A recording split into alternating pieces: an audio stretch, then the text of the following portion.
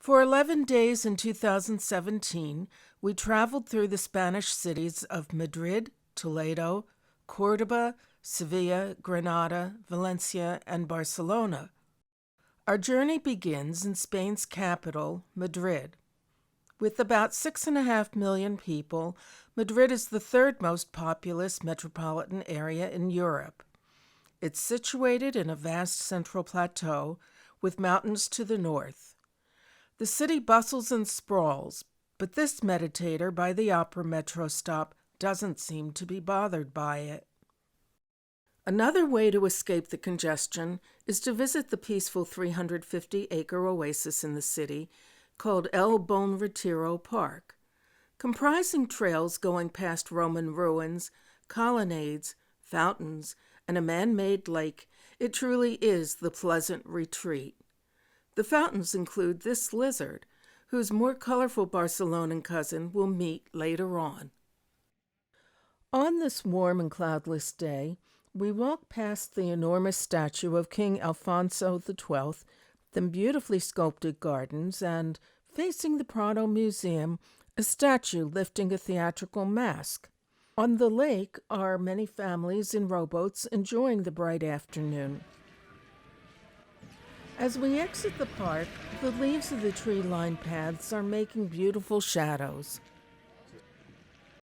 Now we tour the Royal Palace. About 30 of its nearly 3,000 rooms are on display. It's only used for state ceremonies these days, but not today. We can tell because the missing flag on the right pole indicates the royals are not there. Unfortunately, other than at the grand staircase, photography isn't allowed inside. That's too bad because there are so many elaborately furnished and decorated rooms and a great collection of elegant timepieces. We settle for a pic of replicas of some of the clocks that are on display in the gift shop. Even without photos to remember the palace by, it's a highly worthwhile visit. Across the courtyard rises the Almudena Cathedral, completed in 1993.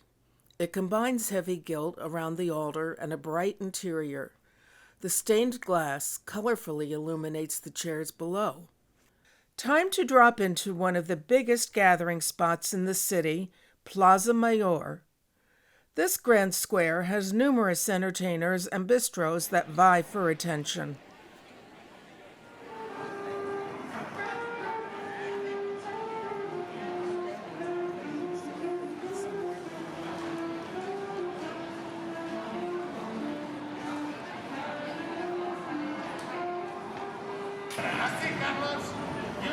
Like massive paintings, the portal archways frame the buildings that lie beyond. Central to the delicious Spanish cuisine is jamón or ham. Shanks of various grades hang at many markets, the tastiest being Iberico. Here we have it sliced by itself as a ración, later on bread as a bocadillo. But what's really tempting are the tapas, the little dishes that many restaurants offer. At Bar Argumosa, we nibble through several tapas, washing them down with sangria or beer. The complimentary olive, wrinkled potato, and meatball tapas keep coming as long as we order the drinks. No problem. Going from Cerveza to Cervantes, there is an impressive monument to the literary giant in the downtown area. Faithful squire Sancho Panza keeps an eye on his errant knight. At the center of the city and all of Spain itself is the Puerta del Sol Plaza. The square's iconic Tío Pepe sign looms over the plaza and its numerous statues, including this chariot atop a building. To avoid being an aerial bombardment target during the Spanish Civil War, it was painted black over its original golden color. Then there is the symbol of Madrid, the bear and the strawberry tree. As if the ground had mirrors, glinting hexagonal light patterns reflect off a glassed metro stop entrance onto the buildings.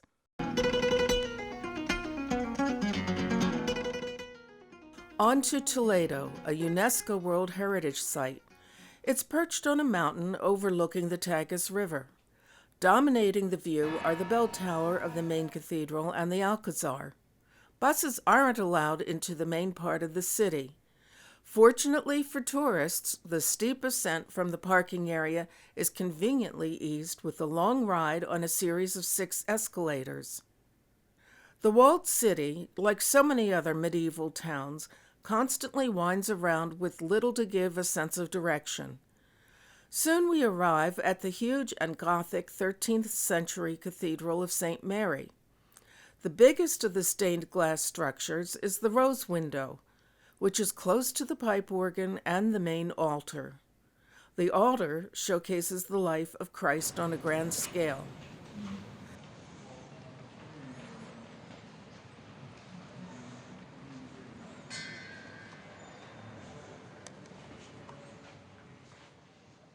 An unusual grave marker is this cardinal's hat, which is suspended over his tomb. It's near the treasury room, where the 10-foot-tall great monstrance is located. The monstrance has over 18 kilograms of gold and much more silver. A wide variety of outdoor artwork abounds. Since we couldn't take pictures of the 2 renditions of Goya's Maha at the Prado, this will have to do. This toothy rainspout is in the Jewish quarter of Toledo.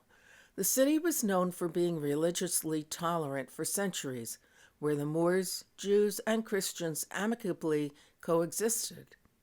Jewish-themed inlays are strewn throughout this section. Notice how the Hebrew in this one forms the shape of the Iberian Peninsula. Mazapan is Spanish marzipan made from almonds. It and Tehran are sweet delicacies. This restaurant gaudily advertises itself with colorful signs and an inviting display of wine bottles. Around the corner from it is a statue of Cervantes and his modern incarnation, who autographs bookmarks. It's time to leave this lovely city. Since we're walking downhill by way of the St. Martin Bridge, no escalator is needed. This gal takes an even faster exit, flying past us on a zip line way above the Tagus River.